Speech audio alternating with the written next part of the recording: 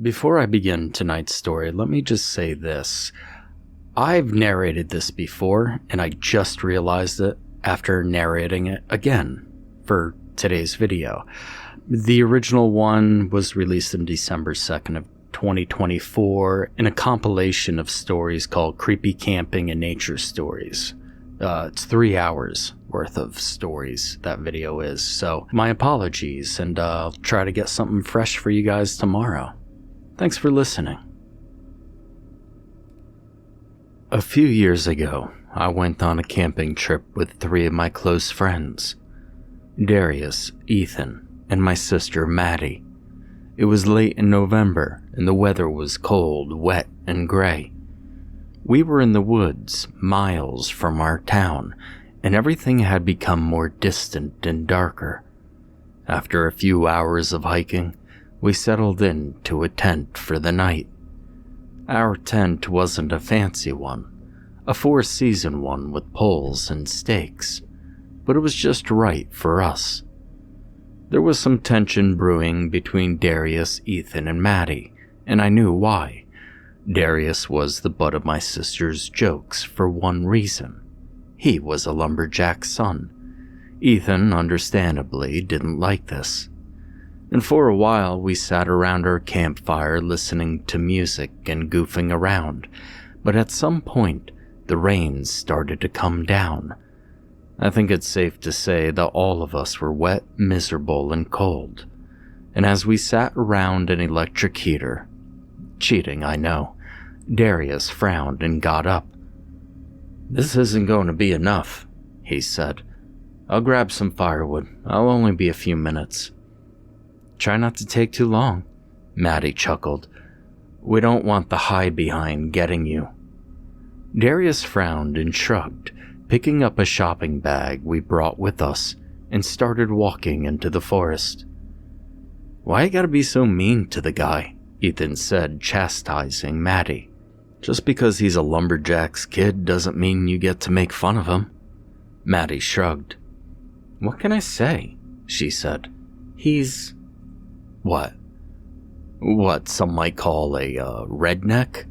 God, leave the poor guy alone for once, Madison." Maddie scoffed and glanced towards me. "It's fine to make fun of people, right, Sophie?" "Can't we just stop the bickering?" I said plainly. "We're here to have fun, not to tear each other's throats out." There was a silence for a few moments. "All right," Maddie finally said, defeated. We waited for a few more minutes, then 10 more minutes, then half an hour. Darius didn't come back.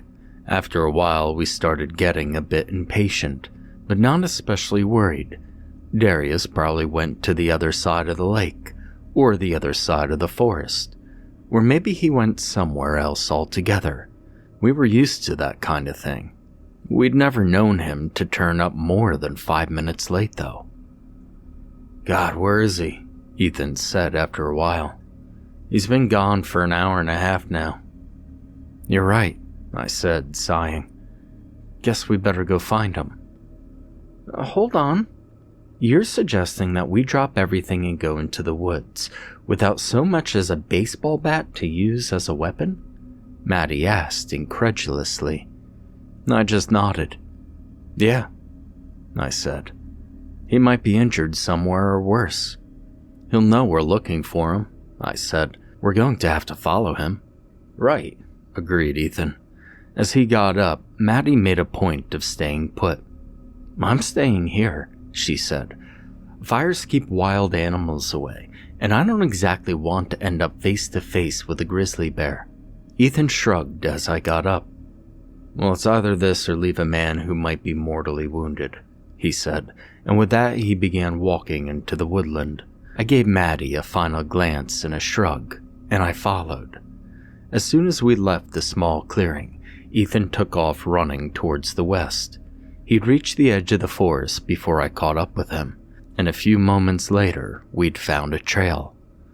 The trees here were mostly pine, with a few maples scattered amongst them, and the smell of smoke and the tang of sulfur came with the all-encompassing darkness. During the day, a place such as that would look truly beautiful. But in the dark, though, the low visibility lent a sense of foreboding to the area. "This feels weird," I said after a few minutes. "Can't exactly say I like it here." Ethan shrugged. "Either way, maybe we'll find Darius here." The trail was almost a straight line, but even in the fog I could tell that it took us away from the edge of the forest to the west. As we walked, the air grew hotter and thicker until it seemed to me that I was breathing through a sponge. I could feel it as a weight on my back and chest, and I tried to draw in the warm air as best as I could. But that was when I realized something was completely wrong. Why was it hot and humid in late fall? I think Ethan realized that around the same time I did. "No, something's wrong," he said, looking around. "It's not right. This place isn't right." "I know," I said. "Why is it this hot in November?" The sky tore apart with a violent crash of thunder, and in the distance there was a flash of lightning. Just our luck. A storm. We reached a fork in the trail, one that seemed to lead toward the western end of the forest. There was a slight gust of wind, and I cringed as a foul odor, a horrid stench of decay, filled my nostrils. "Ooh, what stinks?" Ethan remarked. "No clue," I replied. We looked at each other, and I could tell that he was just as confused as I was. We collectively decided to keep walking and tried our best to ignore the stench. Eventually, though, I gave up. "Screw this," I said, walking in the smell's direction. I had to know what it was. I shoved the vegetation aside with one hand, covering my mouth and nose with the other hand, and then my gaze rested on a large rotting mass on the ground. And by large, I mean huge. The corpse of some immense creature lay on its side, the maw open wide, its cow-like eyes frozen with a look of confusion and panic. Its tongue lolled out of its beaked jaws, hanging lifelessly from the side of its open mouth. Black putrid fluid oozed out of the many wounds covering its body. The remnants of a small, fleshy comb topped its head, reduced to a flap of graying, desiccated, and rotting skin. "Jesus," Ethan muttered. "What the hell is that?" "I have no clue," I said plainly. Honestly, I wasn't even sure if I wanted to know what the creature was. There was another bright flash, followed by thunder. I tried counting how many seconds came between the lightning and the noise. 1 second, 2, 3, 4, 5. There was another ungodly crash at 5 seconds. This meant it was just a mile away. "Shit," Ethan whispered. There was another closer flash of lightning above the forest nearby. I could have sworn the trees moved. It was almost imperceptible, almost too fleeting to tell, but I was sure I saw it. Then came the thunder and something else. The ground began to tremble, as if the earth beneath us was shifting, as if it was about to collapse. Just as quickly as the sensation came, it stopped. The trees ahead began to shake and tremble as the form of some great beast came closer. It was big. It had to be. Nothing else in the forest could do this. The trees kept moving, as if some almighty god of the forest was making its way towards us. And come to think of it, it may as well have been. The trees closest to us began to tremble, their branches rustling as if they would snap off. And just then, the thing came out of the trees. I got a quick glimpse of a huge boxy head, a set of huge powerful legs, and a long tail. And then I ran. "What the hell is that?" Ethan shouted, but I didn't reply. The ground trembled again, like some gargantuan alligator broadcasting its intentions towards us. There was another sound now, like a distant rumble of thunder, which could only have come from the behemoth. We dived through the trees to our right, the branches scratching at our skin as we forced our way through. We got deeper into the forest, our breaths coming in heaves as we ran. I realized we were running uphill now, and as I looked back to the thing that was chasing us, I could see it was gaining on us. Small beady eyes glared malevolently at us as it came closer, its mouth opening to reveal huge teeth, each the same length and width as a rail spike. I screamed, and Ethan was sprinting after me. I could see he was struggling. "Sophie, it's coming closer." I heard Ethan grunt as we reached the top of the hill, sprinting down to the other side. Something smashed through the trees behind us, and the noise was almost deafening. The wind whistled in my ears, sounding like the scream of a banshee. "Faster!" Ethan shouted. I heard him stumble behind me as the wind seemed to cut off his shout. I could feel my body struggling to climb the hill. My breathing labored, my head pounding so hard that I couldn't see straight. I felt as if I'd been running forever, like I was going to vomit. Ahead of us, the ground suddenly disappeared, and a huge slope descended into the valley before us. The rumble sounded again from about 20 feet behind us. It was close now, really close. It was a toss-up between the jaws of death and a few broken bones. I heard the agonized scream of Ethan behind me, followed by the sounds of bones crunching. The decision had been made for me. I rushed forward toward the ravine. It looked like there was water at the bottom, and I jumped. The wind blew into my face as I fell. It was almost deafening. The jaws of the thing above snapped shut on thin air. The water below rushed up to meet me. I hit the surface of the water with a force that knocked the air out of my lungs. I flailed through the icy water, trying to keep my head above the surface, but I could feel the cold seeping through my body and my muscles seizing up. I could feel my limbs stiffening, but I couldn't stop struggling. I kept moving upwards until I broke the surface of the water. I could see the rocks rising out of the water ahead of me, and the sky above me was so bright that it was almost unbearable. I climbed up onto the rocks. I was alive.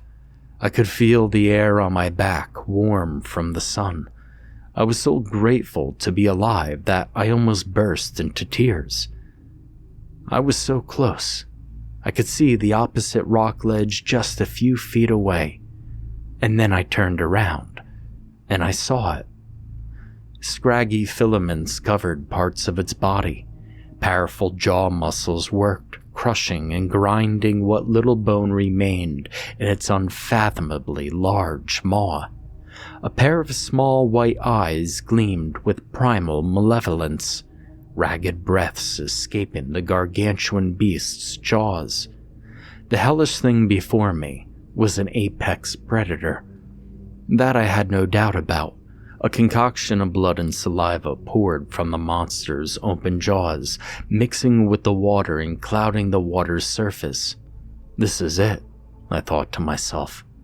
This is the thing that just killed Ethan. The realization hit me that I was looking into the jaws of death itself. I couldn't breathe. I couldn't move. I couldn't even look away from the thing.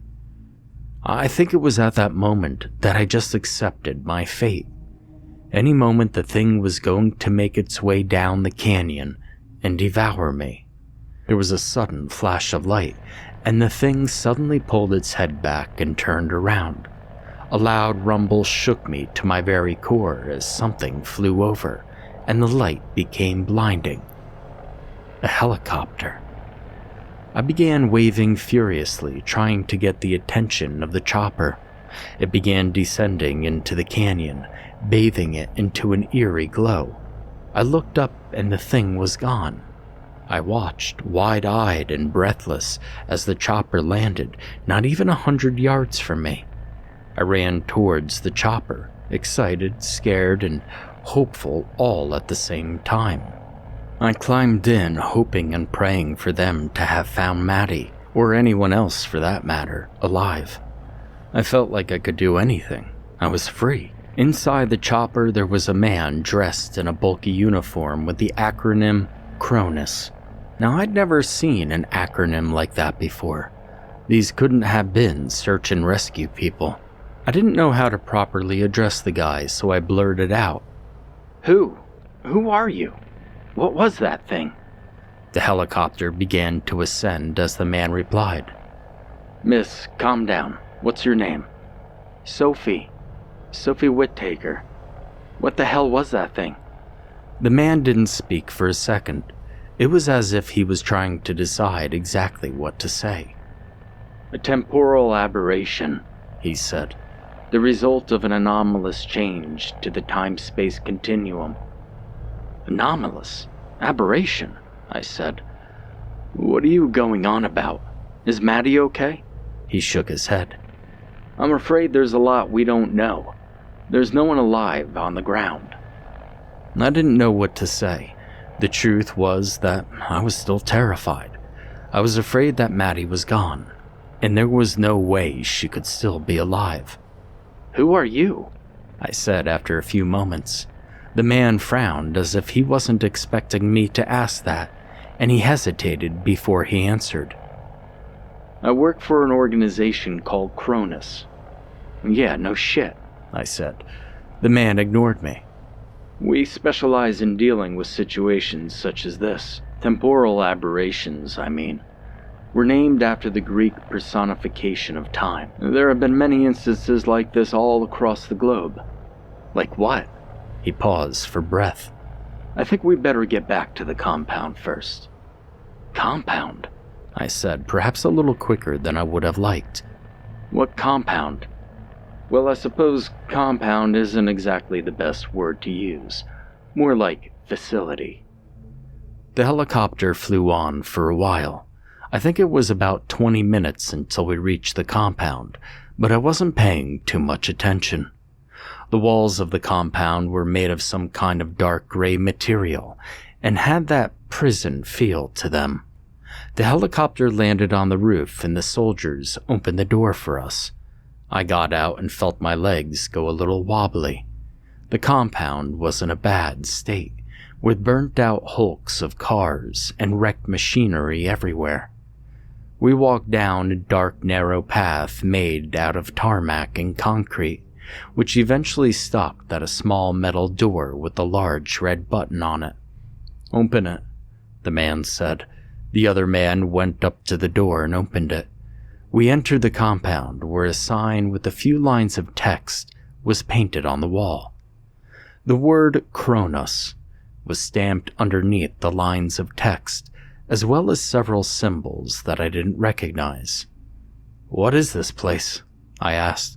"Some kind of government building?" "That's right," one of the men said. "Sorry for the mess," another guy joked, "but we ain't exactly the most well-funded organization. The government doesn't exactly believe that dinosaurs are roaming all over the globe. The feds used to take us seriously. Now we're just the crackpots of the United States."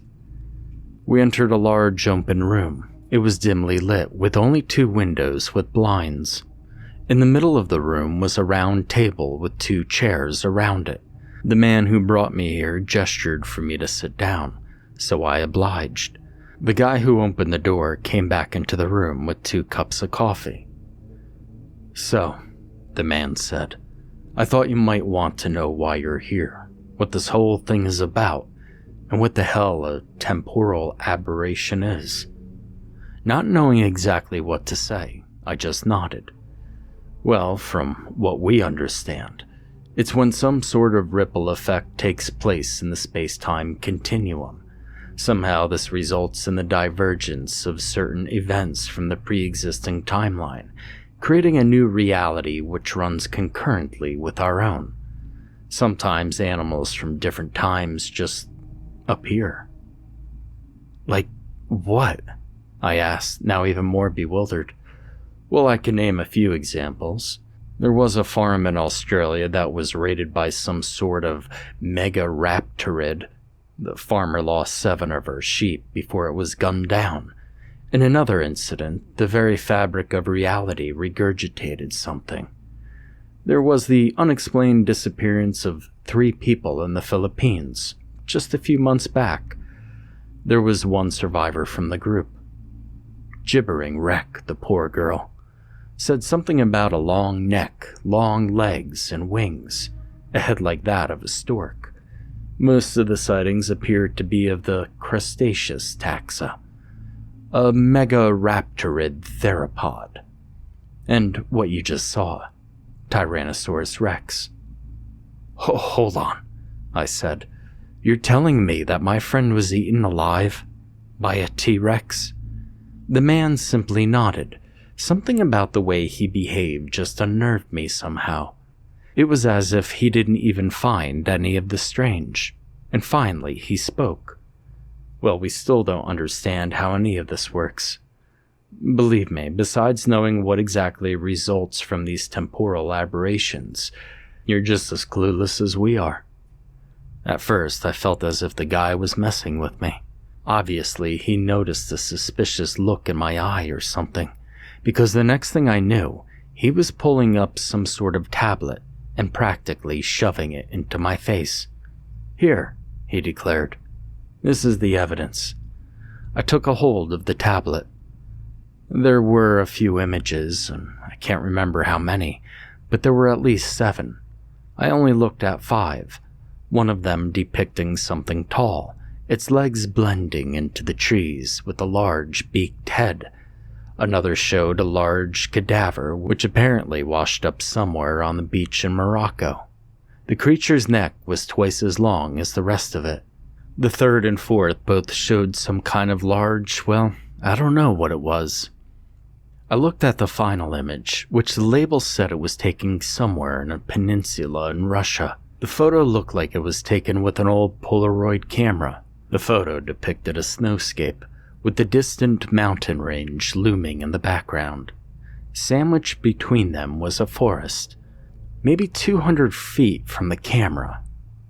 I saw a thing that stood on 2 powerful limbs, with a large muscular tail balancing its front half. Its arms were almost comically tiny, but they looked robust, and the head was huge, at least 5 feet long. The photo was too blurry to make out most of the details of its head, but I could make out that its eyes faced forwards. The snout was long and thick, and through its open jaws, I could just barely discern a set of large teeth. There's your animal, Tyrannosaurus rex. That's from the first case we've ever investigated, the man said without batting an eye. The photograph was taken shortly before Cronus established in 1933. The man let that sink in for a few moments, then the interview continued. Nothing else interesting became of it, just some routine questions and some background information that went straight over my head for the most part. After about a half an hour, it was over, but I still had one more question. Plucking up the courage to speak up, I asked, "So, what now? Do I get to go home?" The man didn't look too sure of himself for a few moments. It was as if he wasn't expecting that question. "How close was the campsite from your home?" he asked. "I don't know, about 10 miles. Why?" He sighed. "Well, large predators have large territories. If our estimates are correct, an animal the size of Tyrannosaurus might have a home range of about 500 square kilometers. It might not be safe for you to go back home." I didn't know what to say. I didn't want to leave my home, the home I lived in for my entire life. "Temporary accommodation will be provided, of course," the man said. "We'll settle things with the authorities. The disappearances of 3 people are going to seem suspicious. Besides you, we're the only people who know that." I shifted nervously in my chair, still trying to figure out exactly what to say. "Will I be able to move back?" I asked. "To my old home, I mean." "Well, of course," the man said. "Of course, as soon as the situation's been dealt with, and things are settled with the authorities." You're free to go back home." "Will I started, but the man interrupted. "As soon as you get to your temporary accommodation," the man said. "Yes, this operation isn't exactly under any sort of embargo. It's more a matter of whether anyone would believe you. Hell, it might even be good for this organization's credibility." He joked. We talked for a few more minutes, and the man got up. I stood and we shook hands, and with that, I walked out of the room. Questions buzzed through my mind all the while, no matter how much I tried to distract myself. I wondered what other information the man was holding. I wondered what would happen to me if they decided that what I'd said was no longer a part of the organization's interest. But none of that happened. I was given temporary accommodation, only about a half a kilometer away. I was assigned to bunk in a small room with 2 other people, whose names I will not disclose for obvious reasons. They were in the same situation as me. I was given clothes as well, and I was given a little plastic bag to hold my few personal belongings. And that's where I am now. I'm writing all this to get things off my chest, especially for my roommates. I've told nobody about this. I don't exactly know how to end this besides with a warning. There's a lot about the world that we don't understand. The planet on which we live is a mysterious place, and the untamed primeval realms we have yet to explore conceal all sorts of creatures. Species that by all accounts should no longer exist, or should never have existed to begin with. It's a dangerous world out there.